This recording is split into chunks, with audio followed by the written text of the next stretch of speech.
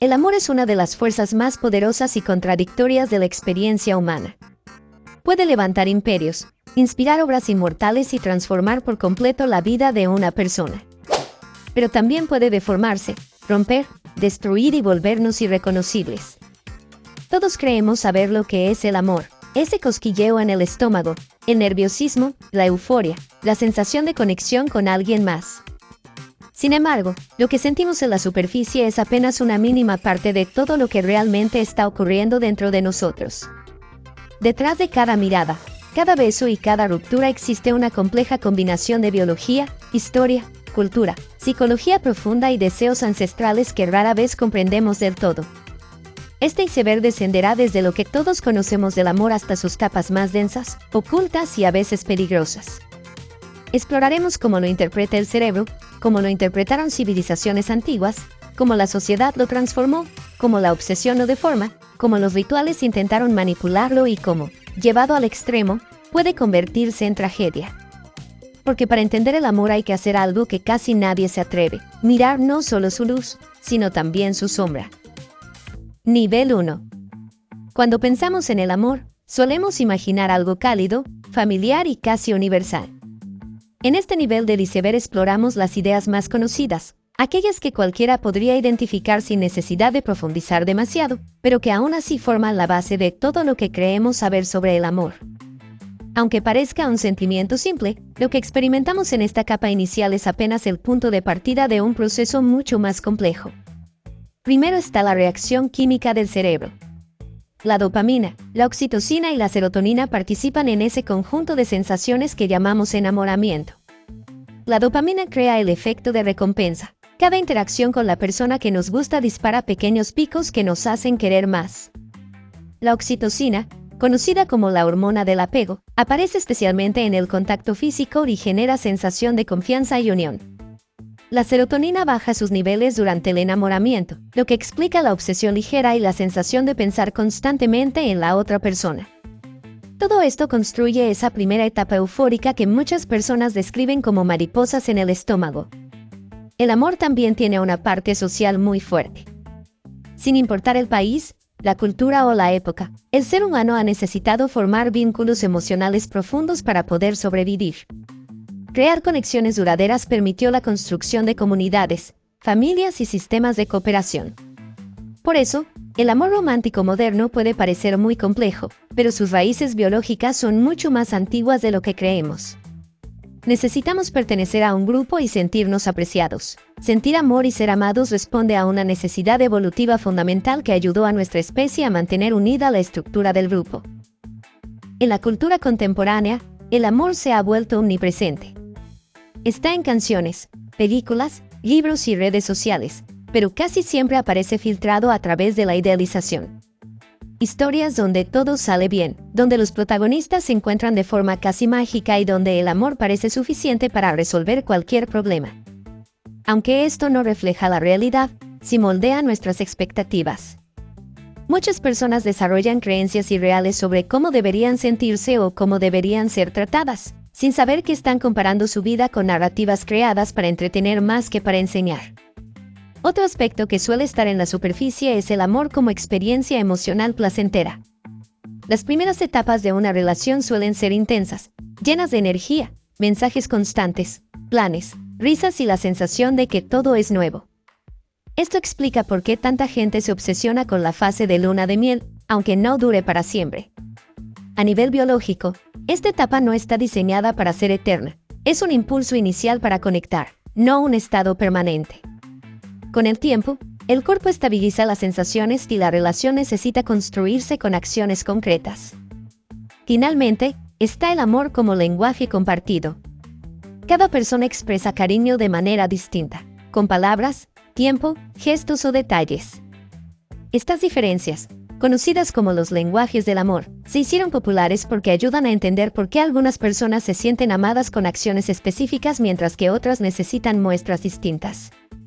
Aunque no sean una teoría científica estricta, sí funcionan como una guía práctica para mejorar la comunicación emocional. Este primer nivel del iceberg es sencillo, luminoso y familiar, como la parte visible que todos hemos experimentado alguna vez. Pero detrás de esta superficie amable comienza un descenso hacia emociones más profundas, motivaciones ocultas y aspectos del amor que pocas personas se atreven a analizar con honestidad. Aquí apenas empieza el viaje hacia lo que realmente es amar. Nivel 2. El segundo nivel del iceberg nos lleva a los elementos del amor que casi nunca se mencionan, pero que sostienen silenciosamente todo lo que sentimos. Aquí ya no hablamos solo de hormonas ni de idealización cultural, sino de raíces psicológicas, patrones heredados y mecanismos internos que moldean la manera en que nos relacionamos. No siempre somos conscientes de ellos, pero influyen en la elección de pareja, la intensidad emocional y hasta en la forma en que interpretamos la cercanía y la distancia. El primer cimiento invisible es el apego. Este patrón emocional se forma en la infancia, a partir de la relación con las figuras que nos cuidaron. Si hubo estabilidad, contención y presencia, es probable que de adultos tengamos un apego seguro. Por el contrario, si hubo ausencia, inconsistencia o rechazo, es más posible que desarrollemos apegos ansiosos, evitativos o mixtos. Lo interesante es que estos patrones no son elecciones conscientes, operan como lentes a través de los cuales interpretamos el amor. Quien creció con un vínculo estable suele sentir confianza natural, mientras que quien vivió incertidumbre puede experimentar miedo al abandono o necesidad de control. Otro cimiento importante es la repetición de patrones familiares. Muchas personas, sin desearlo, buscan parejas que se parezcan emocionalmente a sus padres o a quienes las criaron. Esto no ocurre por necesidad biológica, sino por familiaridad psicológica. El cerebro tiende a moverse hacia lo conocido, incluso si lo conocido no es sano. Esta dinámica explica por qué, en ocasiones, alguien puede sentirse atraído por relaciones conflictivas o difíciles. No es que quiera sufrir, sino que su historia emocional lo empuja hacia aquello que reconoce. En este nivel también aparece la influencia de la autoestima. La percepción que tenemos de nuestro propio valor determina qué tipo de amor aceptamos y cuánto creemos merecer. Una autoestima debilitada puede llevar a tolerar malos tratos, conformarse con vínculos desequilibrados o aceptar migajas emocionales pensando que no habrá algo mejor. Por el contrario, una autoestima sólida permite establecer límites, pedir reciprocidad y reconocer cuando una relación no es saludable. Además de estos factores internos, intervienen elementos sociales silenciosos como los mandatos culturales. Desde pequeños recibimos ideas sobre cómo debería ser el amor, quién debe declarar primero, qué roles debe tener cada persona, qué tipo de pareja es la correcta y hasta cuándo conviene casarse o tener hijos. Aunque creamos que esas normas ya no influyen, siguen operando bajo la superficie, generando presión y moldeando expectativas sin que lo notemos realmente. También está el efecto de la experiencia personal previa. Cada relación pasada deja huellas emocionales, miedos, expectativas, heridas, inseguridades o aprendizajes. A veces, una ruptura traumática puede generar desconfianza crónica. Otras veces, una relación sana puede servir como referencia de lo que sí funciona. En ambos casos, el pasado interviene silenciosamente en la manera en que amamos en el presente. En este nivel, el amor deja de ser simplemente un sentimiento para convertirse en un conjunto de estructuras profundas que determinan cómo nos vinculamos. No son visibles a simple vista, pero gobiernan decisiones cruciales y moldean cada emoción intensa que sentimos. Lo que aparece en la superficie, la química, la emoción, la atracción, se sostiene gracias a estos cimientos invisibles que operan en silencio. Descender a ellos nos permite entender por qué amamos como amamos, y por qué algunas relaciones fluyen mientras que otras se hunden en conflictos repetitivos. Este nivel marca la transición hacia zonas más densas y complejas del iceberg, donde el amor empieza a transformarse en algo más oscuro, más profundo y a veces más peligroso. Nivel 3. En este nivel del iceberg, el amor deja de ser solo emoción y vulnerabilidad, y se transforma en una fuerza capaz de torcer la voluntad humana. Aquí aparecen historias reales, rituales ancestrales, fenómenos psicológicos extremos y decisiones históricas que cambiaron imperios enteros, todo por amor. Comencemos con uno de los conceptos más estudiados por la psicología moderna, la obsesión romántica. A diferencia del enamoramiento, que es intenso pero funcional, la obsesión ocurre cuando la otra persona se convierte en una fijación mental incontrolable. Es común en vínculos que nunca existieron o en rupturas recientes. El cerebro, inundado de dopamina y cortisol, interpreta la ausencia como una amenaza, y la persona entra en un estado de hiperfijación donde todo, absolutamente todo, gira alrededor del objeto amado. Esta obsesión puede llevar a conductas extremas, vigilancia, mensajes compulsivos, interpretaciones erróneas y, en algunos casos, episodios peligrosos que bordean lo delictivo. En un plano más antiguo, civilizaciones de todo el mundo intentaron forzar el amor mediante rituales y hechizos. En Grecia y Roma existían los filtres o pociones amorosas, mezclas de hierbas, feromonas animales, vino y sustancias consideradas mágicas.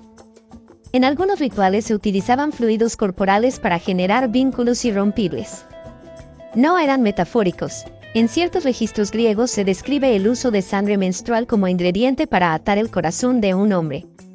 En la Edad Media estos métodos se consideraban brujería, y más de una persona fue ejecutada por utilizar sustancias afrodisíacas o amuletos destinados a manipular sentimientos. En América también existieron prácticas similares.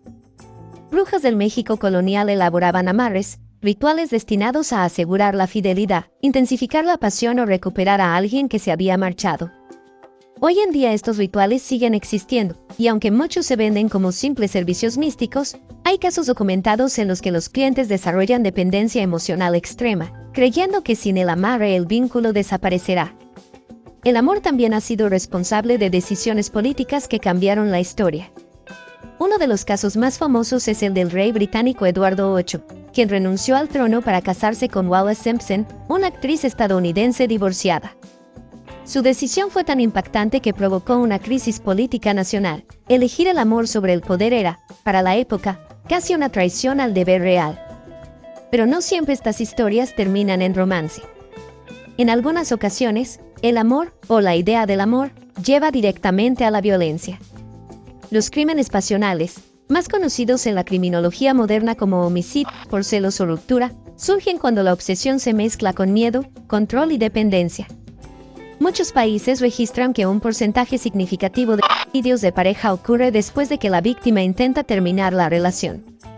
Es una muestra extrema de cómo el amor puede distorsionarse hasta convertirse en una forma de posesión, donde la otra persona no es vista como un ser humano, sino como una extensión del propio ego. Otro tema presente en este nivel es la erotomanía, un trastorno psicológico en el que alguien cree que una persona, generalmente un famoso o alguien con poder, está enamorada de él. No se trata de fantasía, sino de una convicción absoluta, imposible de discutir. Este fenómeno ha llevado a casos de acoso, irrupciones en viviendas, agresiones e incluso intentos de atentado. En todos ellos, la persona actuaba por amor.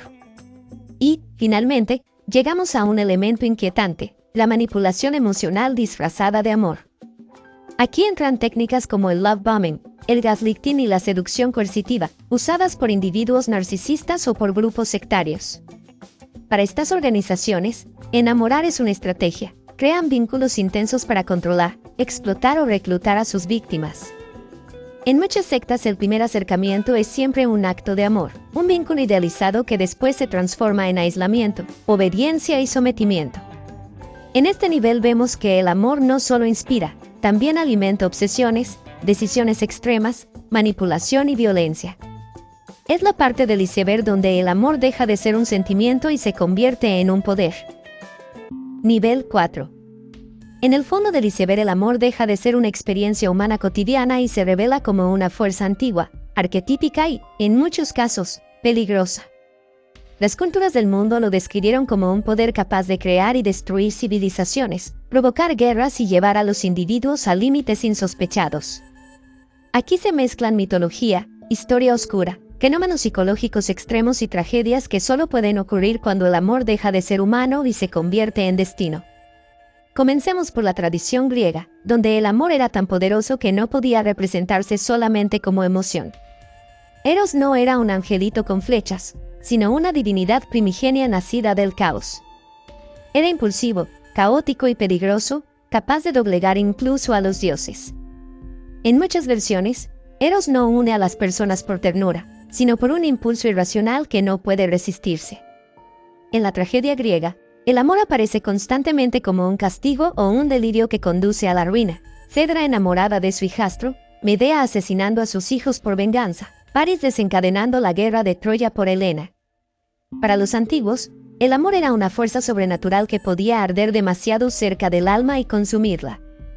En la Edad Media, esta idea se transformó en el concepto del amor cortés, un amor imposible, idealizado, que llevaba a muchos caballeros a la locura o a la muerte.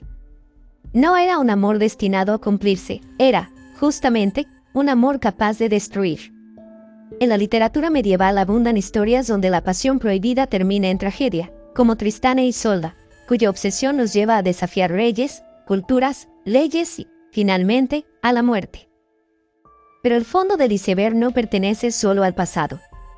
En culturas muy distintas, el amor extremo aparece ligado al sacrificio.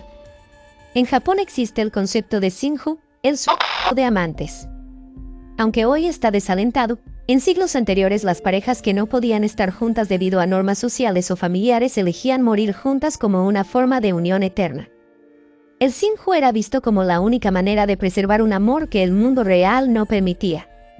En la India, el fenómeno del sati, hoy abolido, era una práctica en la que la viuda se lanzaba a la hoguera funeraria de su esposo.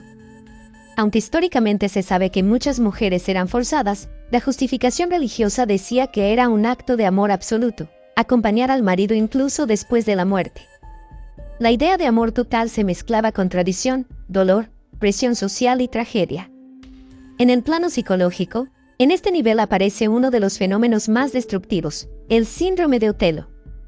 A diferencia de los celos comunes, este trastorno genera una convicción delirante de que la pareja es infiel sin ninguna evidencia. Quienes lo padecen pueden desarrollar comportamientos extremos, vigilancia, interrogatorios interminables e incluso violencia severa. El nombre proviene de la obra de Shakespeare, donde Otelo asesina a Desdémona convencido, sin prueba alguna, de que lo traicionó. Es uno de los ejemplos más crudos de cómo el amor distorsionado puede acabar con cualquier forma de razonamiento. Aquí también entra el concepto de amor fatalista, donde la persona siente que su destino está ligado a alguien aunque la relación sea dañina, inexistente o unilateral. Este patrón aparece en casos de persecución, violencia de pareja y relaciones destructivas que la víctima no puede abandonar. La psicología describe que en estas dinámicas el cerebro se acostumbra a una montaña rusa emocional, dopamina en los momentos de paz, cortisol en los conflictos, y un ciclo de dependencia que puede durar años. En este fondo también se encuentran los episodios históricos donde el amor desencadenó tragedias colectivas.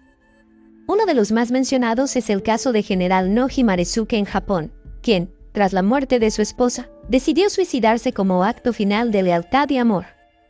O el del poeta mexicano Manuel Acuña, quien terminó con su vida por un amor no correspondido hacia Rosario de la Peña, un caso que conmocionó al siglo XIX en la literatura hispana.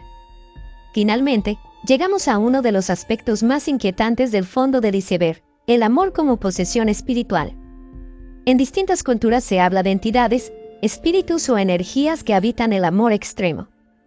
En Haití existen relatos de los amarrés zombies, donde el amor obsesivo se mezcla con prácticas mágicas prohibidas. En África Occidental, los espíritus del matrimonio pueden causar enfermedad si una persona intenta amar a alguien a quien no le está destinado. En México existen leyendas de amantes que regresan como espíritus para reclamar a quien aman, incapaces de aceptar su muerte. En esta capa del iceberg el amor deja de ser humano. Se vuelve mito, tragedia, delirio, sacrificio, fuerza espiritual y destino.